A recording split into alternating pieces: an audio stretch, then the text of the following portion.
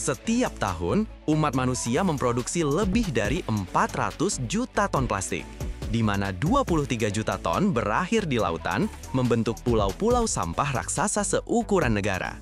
Salah satunya adalah gumpalan sampah Pasifik Raya yang luasnya 3 kali lipat Prancis.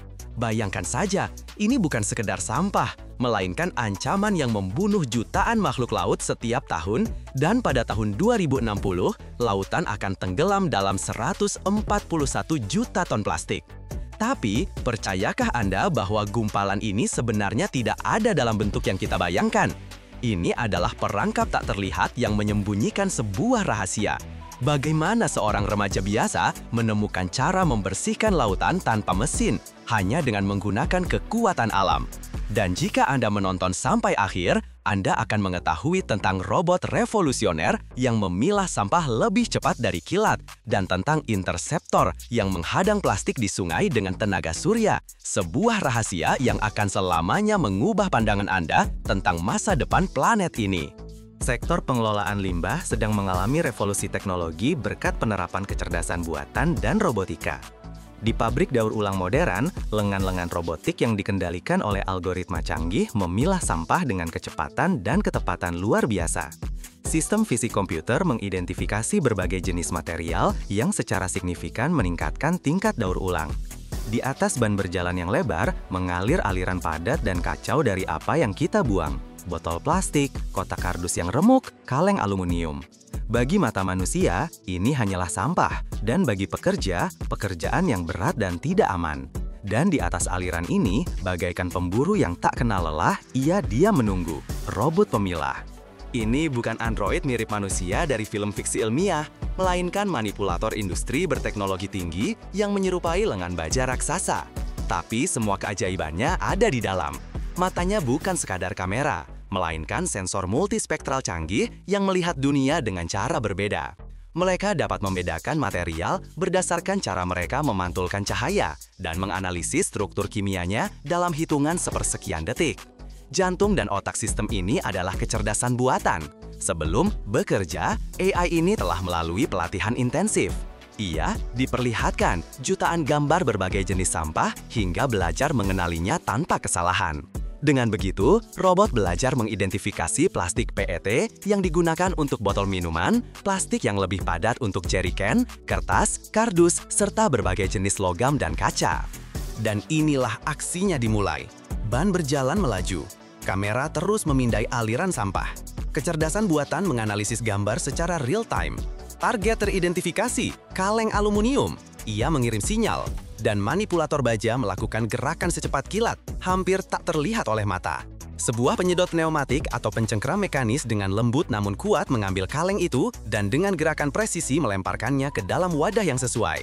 Sebelum kaleng itu jatuh, mata robot sudah melihat botol air dan lengannya kembali melesat ke target baru.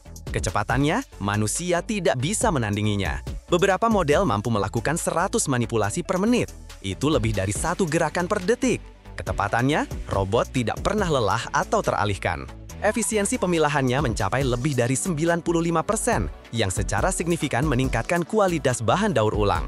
Ini bukan sekedar pengganti tenaga manual, ini adalah lompatan kualitatif yang mengubah masalah sampah menjadi sumber daya nyata.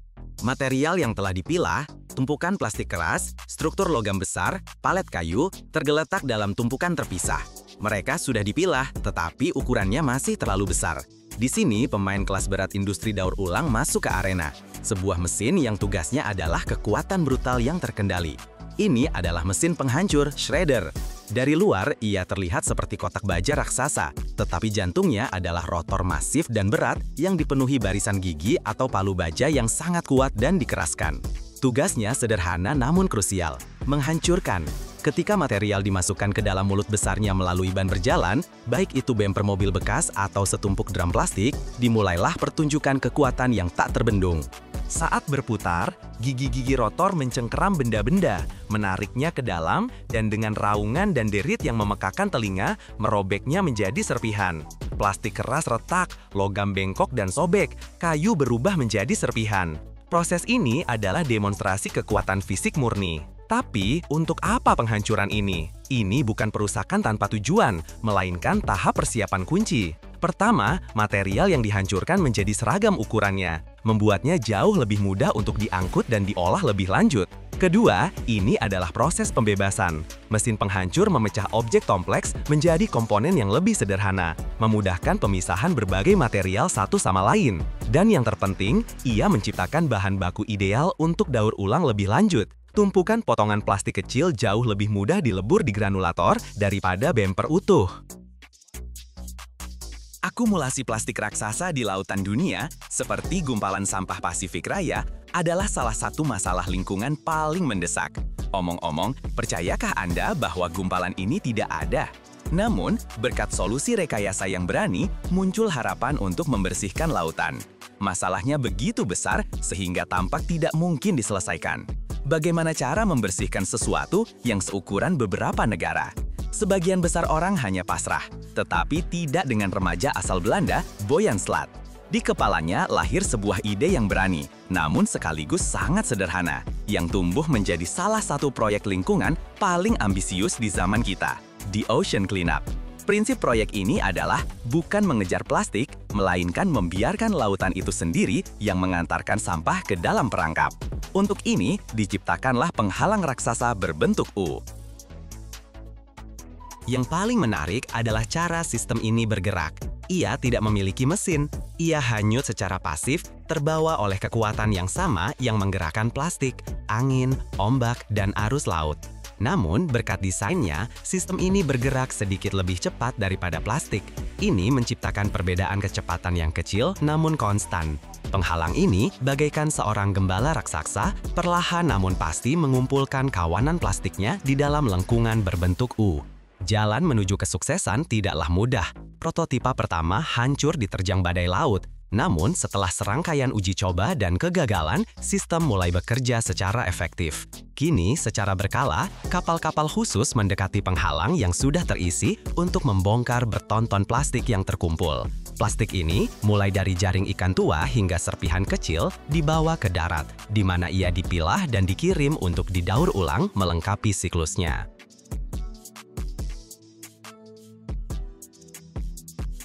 Menyadari bahwa membersihkan lautan tanpa menghentikan aliran sampah adalah seperti menimba air dari perahu yang bocor, tim The Ocean Cleanup mengajukan pertanyaan logis. Tidak bisakah kita menutup kebocoran itu?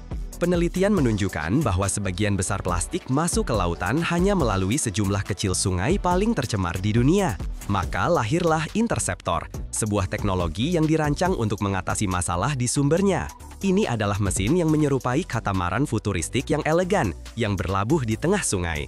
Ia sepenuhnya otonom dan 100% ditenagai oleh energi surya, berkat panel yang menutupi bagian atasnya. Desainnya dipikirkan secara mendetail agar seefisien mungkin dan tidak mengganggu lalu lintas kapal.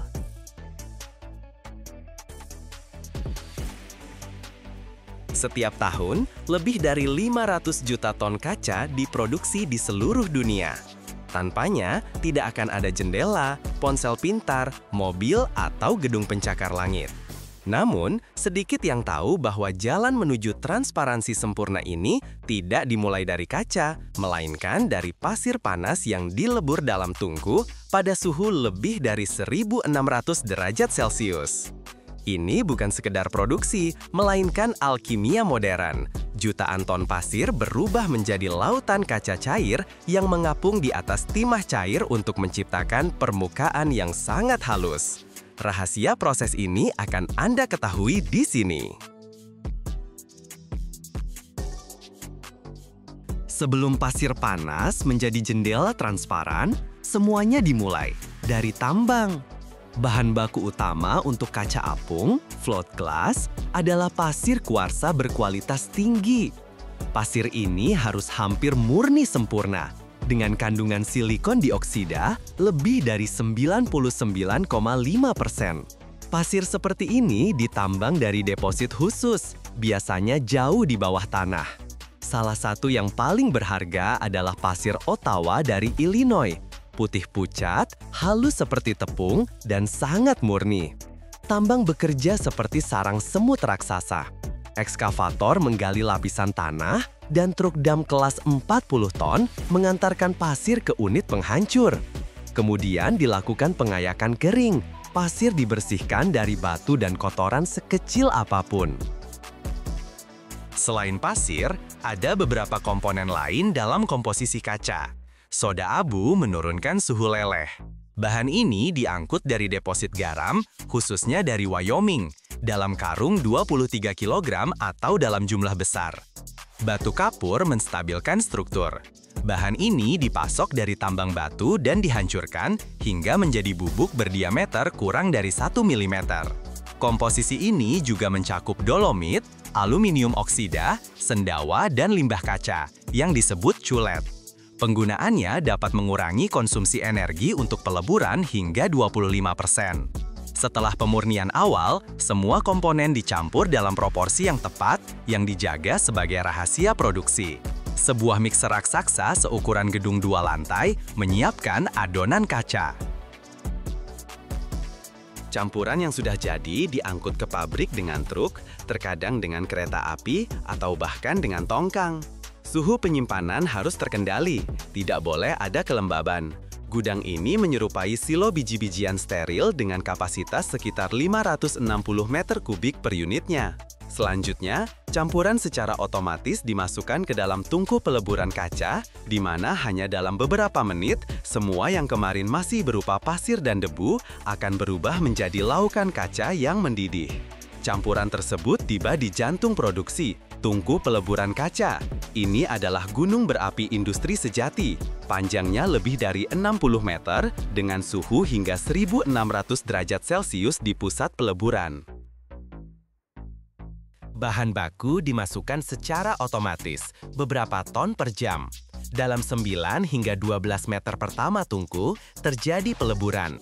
Komponen-komponen meleleh dan menyatu menjadi massa kental yang membara.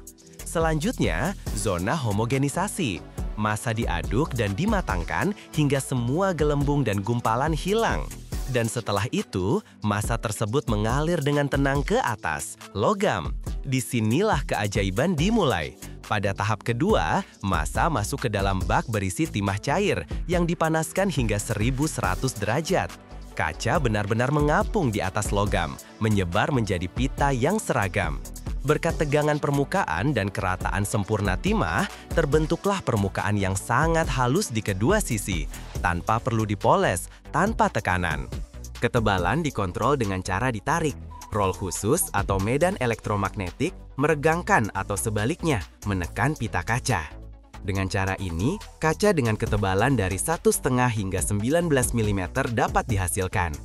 Panjang bak timah lebih dari 45 meter, dan kaca perlahan mengapung di atasnya dengan kecepatan hingga 7,5 meter per menit sambil mendingin hingga suhu 540 derajat Celcius.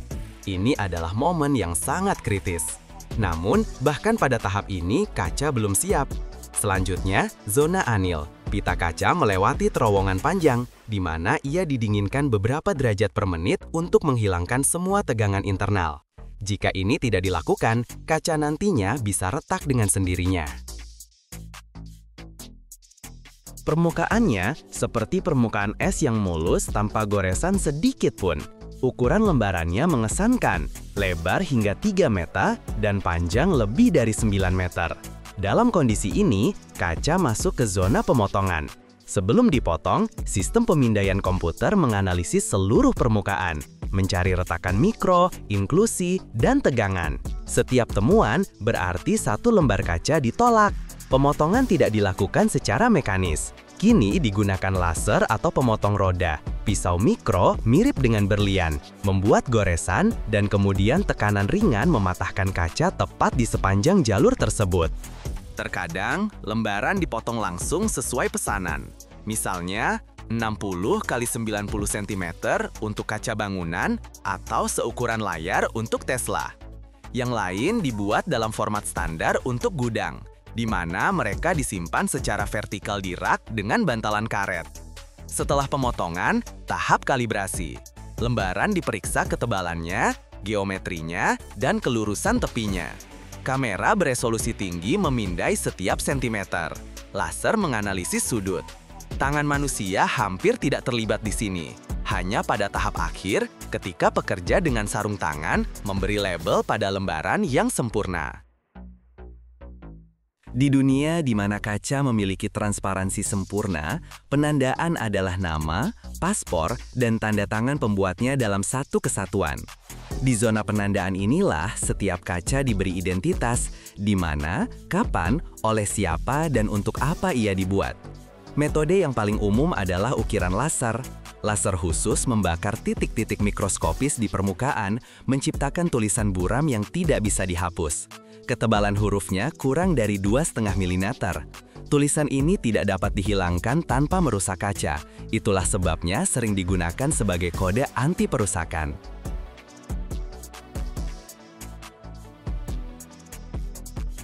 Ukiran sandblast digunakan untuk kaca dekoratif atau premium.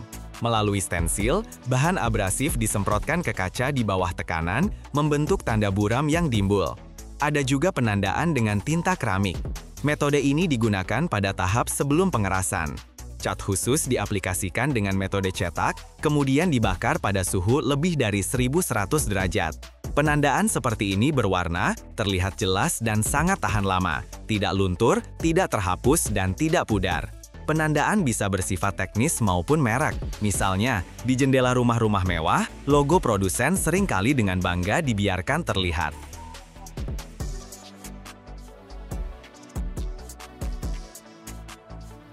Dalam beberapa proyek, penandaan bahkan digunakan untuk kontrol keaslian. Misalnya, kaca untuk mobil lapis baja atau gedung pemerintah diberi nomor seri dan kode QR. Tahap terakhir, dokumentasi.